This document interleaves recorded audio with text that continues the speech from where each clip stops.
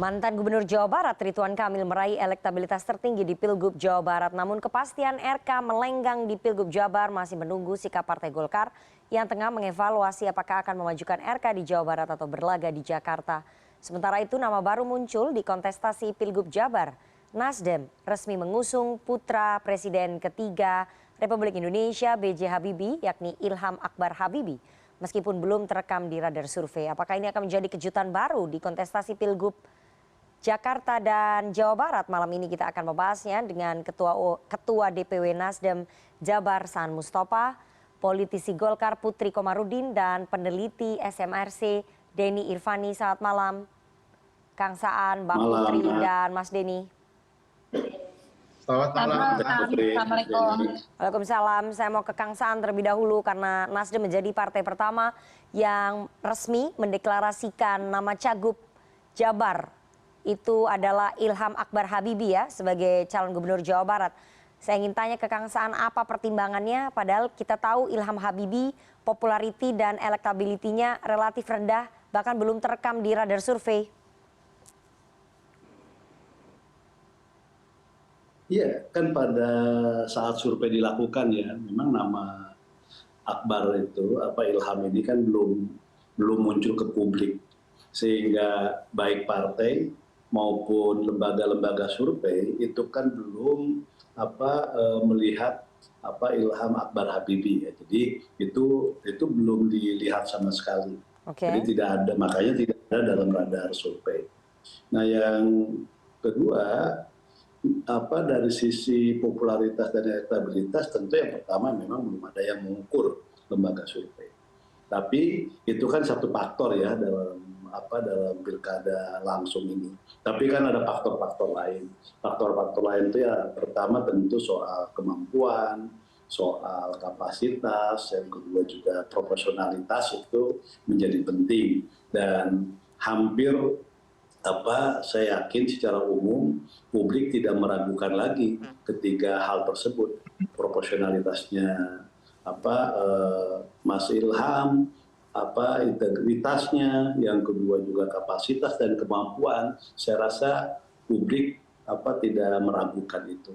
Nah, bagaimana dengan persoalan tadi popularitas, tentang kesukaan maupun keterpilihan, dan tentu ini menjadi pekerjaan yang harus dilakukan oleh Nasdem untuk melakukan deklarasi ya, terkait dengan keterkenalan, kesukaan dan keterpilihan. Oke, baik.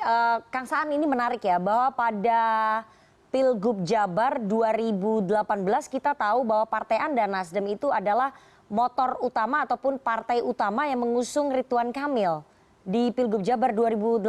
Pertanyaannya kenapa kemudian Nasdem tidak kembali mengusung Ridwan Kamil di Pilgub Jabar 2024 ini? Mengingat tadi kita lihat hasil survei SMRC, tingkat kepuasan publik terhadap kinerjanya Ridwan Kamil itu mencapai 86%. Ini kenapa Nasdem tidak mau mengusung Ridwan Kamil?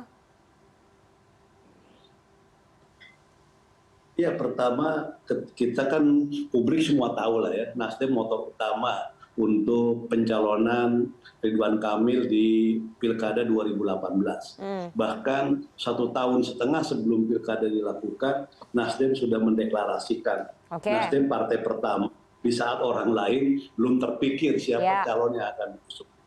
Nah, kenapa hari ini kita tidak melakukan dukungan kembali? Dulu di awal ada 3 komitmen ya, kesepakatan antara Nasdem dengan Pak Ridwan Kamil.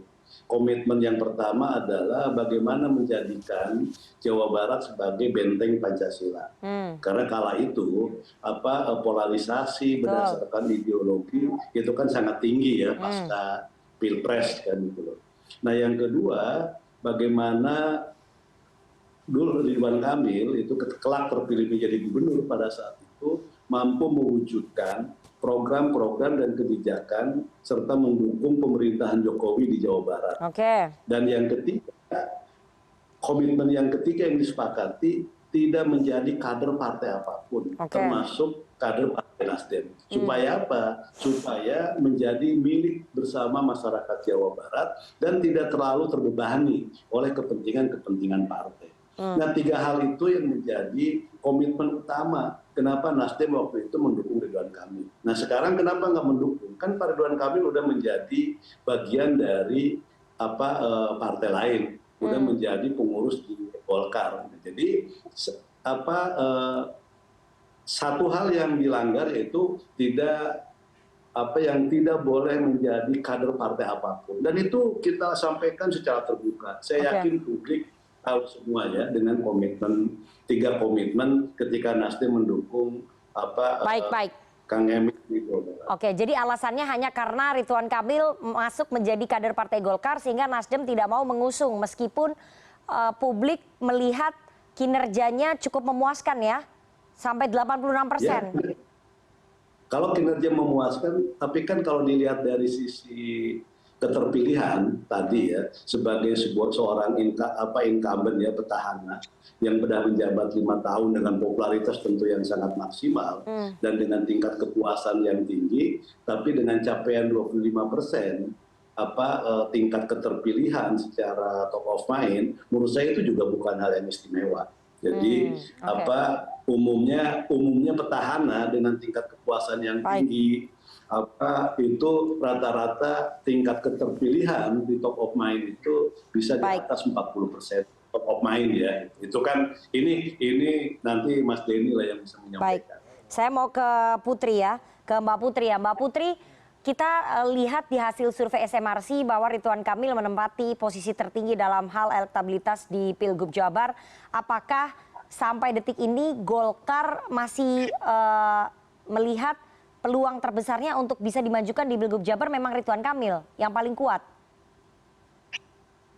Ya, memang karena satu juga beliau merupakan salah satu kader kita yang menempati posisi yang strategis, tentu wakil ketua umum, dan tadi Mbak Rifana sendiri telah menyampaikan tingkat kepuasannya sangat tinggi, 86%. Di survei juga beliau masih paling tinggi di Jawa Barat, 25%. Jadi tentu untuk masih memikirkan kans bahwa beliau memang salah satu kader yang akan diusung di Pilgub Jawa Barat ini juga pasti tentu akan menjadi top of mind kita di DPP Partai Golkar. Tapi karena memang komitmen kita sejak awal, sejak Pilpres 2024 ini, bahwa untuk memastikan kesinambungan antara program di pusat dengan daerah, tentu kita akan terus berkoordinasi dengan Koalisi Indonesia Maju untuk mengusung kader-kader baik itu dari Golkar ataupun yang dari kader partai lain di Koalisi Indonesia Maju. Tentu itu akan menjadi faktor konsideran kita juga.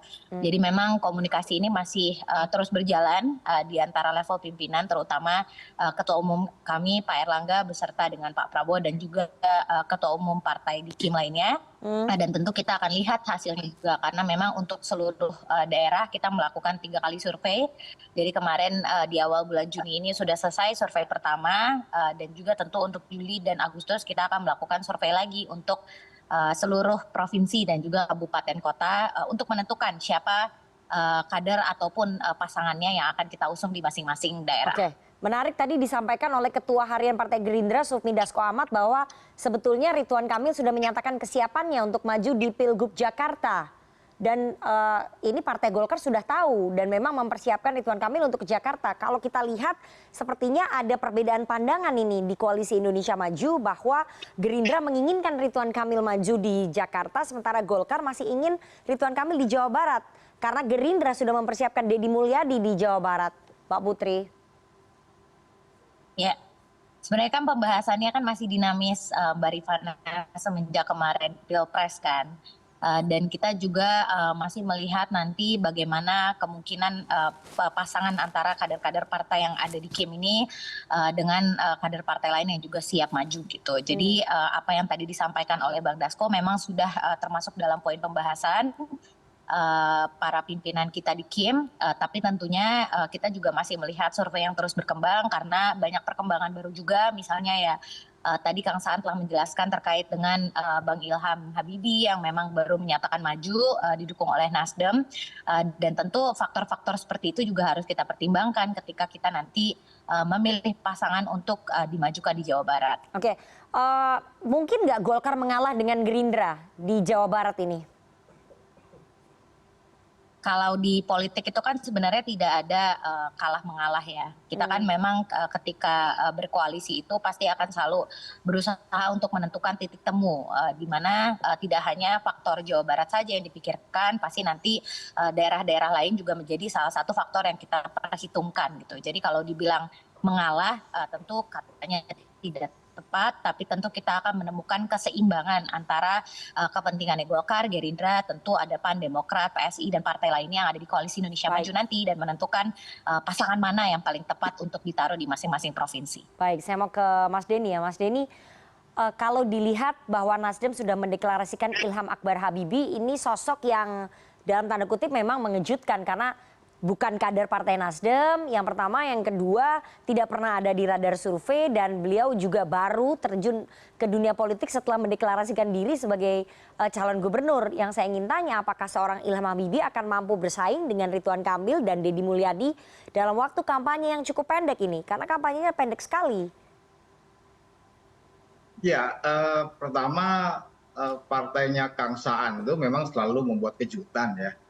Jadi dulu dia dukung calon yang bukan dari partainya juga, dan 4 kali itu berhasil Pak Ridwan Kamil. Pertanyaannya sekarang, apakah Pak Ilham Habibie punya peluang? Sebelumnya dari sisi publik tentu ini positif ya. Pak Ilham tentu punya kapasitas yang sangat besar untuk menjadi pemimpin di Jawa Barat.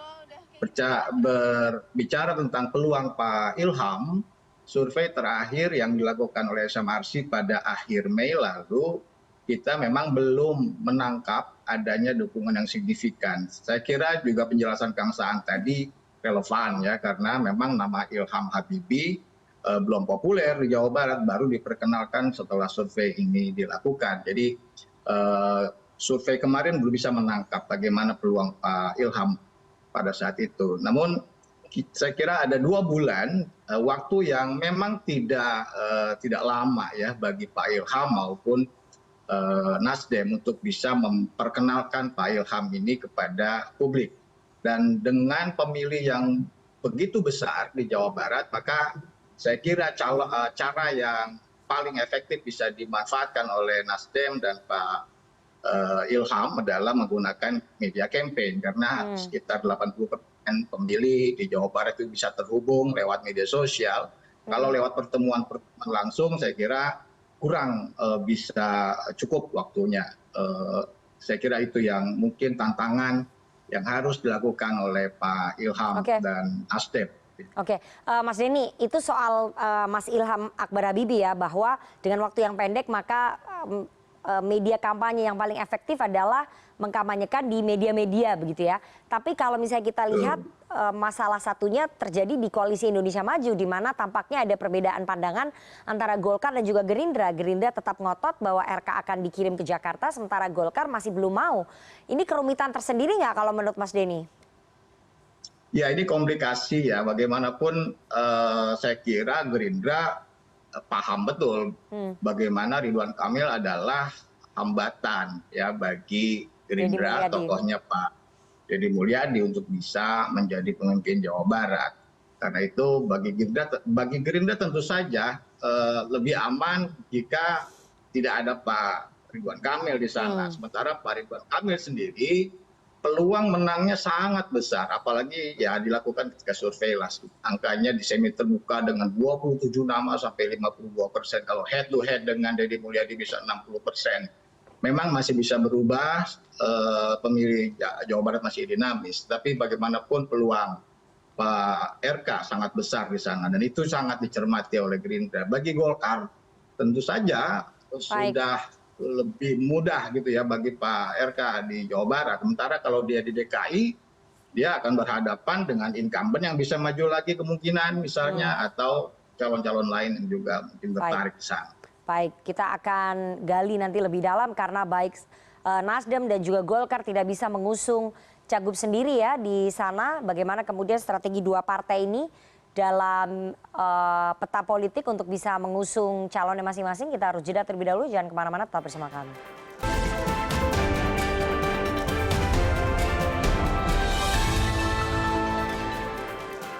Terima kasih Anda masih bersama kami di Pilihan Indonesia dan kita akan lanjutkan dialog kita pada malam hari ini. Saya akan kembali lagi ke Kang Saan dulu ya. Kang Saan, Nasdem tidak bisa mengusung cagup sendiri ya. Di Jawa Barat, partai mana yang akan dirangkul dan dipasangkan dengan Ilham Habibie? Ini Pak Mas Ilham ini sebagai cagup atau cagup nantinya peluangnya? Jadi emang di Jawa Barat ini tidak ada satupun partai yang bisa ngusung sendiri. Nah karena tidak ada satupun yang bisa ngusung sendiri, termasuk Nasdem, maka Nasdem harus membangun komunikasi. Nah komunikasi intensif Nasdem dengan PKS itu sangat intensif ya. Jadi kita sudah beberapa kali di tingkat provinsi maupun di tingkat nasional. Yang kedua juga kita komunikasi intensif dengan PKB, baik di tingkat provinsi maupun di tingkat pusat ya. Jadi dengan PKS Nasdem saja itu sudah bisa mengusung calon gubernur dan wakil gubernur. Okay. Nah, apa posisinya? Apakah di gubernur atau wakil gubernur? Itu nanti diserahkan kepada masing-masing calon yang diusung dari Nasdem dan nanti kalau ini dari PKS. Jadi mereka yang diberikan tugas untuk menjadi calon gubernur wakil gubernur dari masing-masing partai koalisi strategis berundinglah siapa yang paling pas untuk di gubernur, siapa yang paling pas untuk di wakil gubernur. Oke, jadi nggak mungkin ya memasangkan Mas Ilham Akbar Habibie dengan Ridwan Kamil sebagai pasangan cagup-cawagup. Itu Nasdem sudah menutup pintu itu ya? Ya sampai hari ini kita tidak membuka opsi itu ya. Sampai hari ini.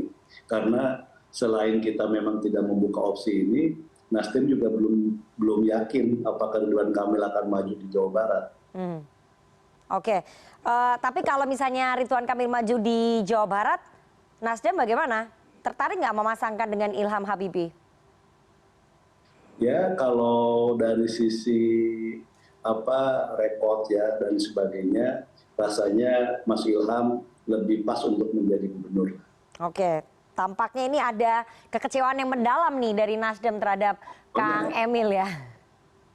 Enggak kecewa kita. Okay. Politik kan biasa aja. Yeah. Jadi dan itu lumrah lah kan. Tapi kan kita selalu mencari gini, Nasdem itu kan selalu menghadirkan tokoh-tokoh baru. Semakin banyak tokoh baru, jadi misalnya dulu melahirkan Pak Ridwan Kamil, sekarang ada Mas Ilham, sehingga kita memberikan pilihan yang sangat rasional kepada masyarakat Jawa Barat. Ini loh, ini masing-masing sangat kompatibel ya satu sama yang lain. Yeah. Jadi siapapun nanti yang ini, masyarakat tidak akan kecewa karena mendapatkan sosok-sosok yang menurut saya memiliki kemampuan yang sangat memadai untuk memimpin Jawa Barat dengan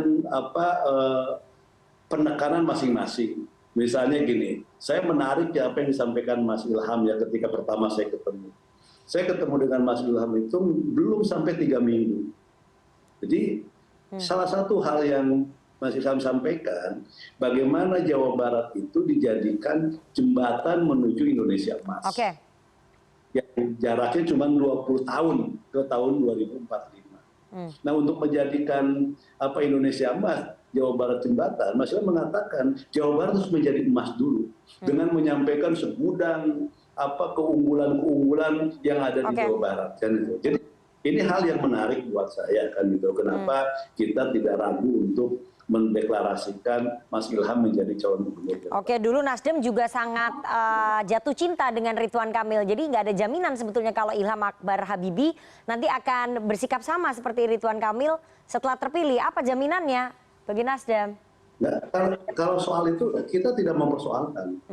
Tapi kita sudah melahirkan dan tercatat dalam sejarah. Kita sudah melahirkan putra-putri terbaik bangsa yang bisa memberikan manfaat buat daerah-daerah yang dipimpinnya. Baik. Jadi itu ini Nasdem gitu. Jadi kita tidak pernah menyesali. Yang penting kita sudah berbuat yang terbaik untuk memberikan kebaikan buat masyarakat lewat calon-calon yang diusung oleh partai. Baik. Saya mau ke Mbak Putri ya. Mbak Putri, kalau misalnya tadi Nasdem menutup opsi, jadi tidak ada opsi memasangkan Ridwan Kamil dengan Ilham Habibie. Tapi kalau dari Golkar, kira-kira siapa yang akan digandeng? Karena kan Golkar juga tidak bisa mengusung Ridwan Kamil sendirian ya. Partai mana yang akan diajak? Kami memang di berbagai daerah, terutama di daerah-daerah strategis tentunya seperti Jawa Barat, mengutamakan dulu komunikasi dengan Koalisi Indonesia Maju. Karena memang sudah banyak sekali kader-kader dari Partai Koalisi Indonesia Maju ini yang ingin berpasangan dengan Kang Emil untuk Pilgub Jawa Barat. Karena ya beliau sebagai salah satu tokoh yang tingkat elektabilitasnya paling tinggi. Jadi ya tentu di bulan depan kita akan melihat hasil survei lainnya, sambil kita juga melihat hasil komunikasi antara para ketua umum di Koalisi Indonesia Maju untuk akhirnya nanti menentukan pasangan calon pilgub yang akan kita usung di Jawa Barat ini. Oke, kalau di Koalisi Indonesia Maju kan sebetulnya tidak ada yang begitu kuat ya di Jawa Barat selain Golkar. Apakah PKS kan sebetulnya agak kuat, Nasdem juga kuat di situ, PKB juga kuat. Jadi dari Golkar tidak membuka komunikasi ke partai di luar Koalisi Indonesia Maju ya? Kalau di level Jawa Barat kemarin tentu DPD Golkar Jawa Barat telah bertemu dengan partai-partai lain di luar koalisi, termasuk juga misalnya PDIP dan juga PKS, dan berbagai obrolan terkait dengan bagaimana nanti kalau ada kemungkinan kita mengusung kader-kader kita misalnya dengan kadernya PDIP, PKS di berbagai daerah, itu juga pasti telah dibuka. Tapi tentu kita juga tetap mengutamakan komunikasi, makanya kemarin juga Golkar Jawa Barat bertemu dengan Demokrat dan juga PAN, di mana di situ juga ada obrolan-obrolan terkait dengan siapa kira-kira pasangan calon yang patut diusung yang nanti akan sama kuatnya ketika dipasangkan dengan Kang Emil di Jawa Barat. Oke Mbak Putri, tapi saya ingin tegaskan sekali lagi ya, meskipun misalnya nanti keputusannya di Koalisi Indonesia Maju, Ridwan Kamil maju di Jakarta, apakah Golkar akan tetap memprioritaskan kadernya untuk bisa bertarung di Jawa Barat atau ikut saja dengan Gerindra? Harus ada kader Golkar nggak yang berkontestasi nanti di Pilgub Jabar? Ya, karena Golkar juga merupakan salah satu partai terkuat di Koalisi Indonesia Maju, tentu keinginan kita adalah ketika nanti memang apabila keputusan akhirnya Kang Emil untuk maju di Jakarta dan misalnya Kang Deddy Mulyadi maju menjadi gubernur misalnya, tentu kita akan mengutamakan supaya kader Golkar nanti yang akan menjadi pasangannya. Tapi itu seperti yang tadi saya awal sampaikan, memang masih sangat dinamis pembicaraannya. Jadi mungkin kita akan lihat kira-kira akhir Juni ataupun awal bulan Juli ini nanti pasti ada keputusan final dari para pimpinan di Koalisi Indonesia Maju. Baik, saya mau ke Mas Denny. Mas Denny, kalau dilihat petanya mungkin sudah bisa terbaca kira-kira akan berapa pasang nih Pilgub Jawa Barat? Kalau yang 2018 kan ada 4 ya? Iya, kalau lihat komposisi kursi tentu maksimal bisa 4 calon ya. Kalau lihat dari 4 partai terbesar, bisa saja partai-partai terbesar itu membentuk poros koalisi. Misalnya pertama ada Gerindra, kemudian poros Golkar, lalu poros PKS, dan poros PDI Perjuangan. Nah, tinggal bagaimana calon-calon itu punya elektabilitas yang cukup meyakinkan bagi partai-partai untuk bergabung bersama dalam sebuah koalisi. Sementara ini kan kita belum melihat ada nama lain selain Ridwan Kamil dan Deddy Mulyadi, yang lainnya belum cukup kompetitif, walaupun masih ada 2 bulan itu saja untuk bisa membuktikan. Nah, ke depan saya kira bisa saja akan menjadi 3 calon seperti yang sebelumnya, misalnya itu sangat terbuka gitu ya bagi Pilgub di Jawa Barat ini. Ya. Baik, kita tunggu nanti bagaimana peta kontestasi Pilgub Jawa Barat ya. Apakah Ridwan Kamil akan betul-betul maju atau justru dikirim untuk bertarung ke Jakarta, dan siapa yang akan menjadi pasangan dari Ilham Akbar Habibie? Kita belum tahu karena petanya sangat dinamis sekali. Terima kasih 3 orang narasumber yang sudah bergabung pada malam hari ini. Sehat selalu Kang Saan, Mbak Putri dan juga Mas Denny.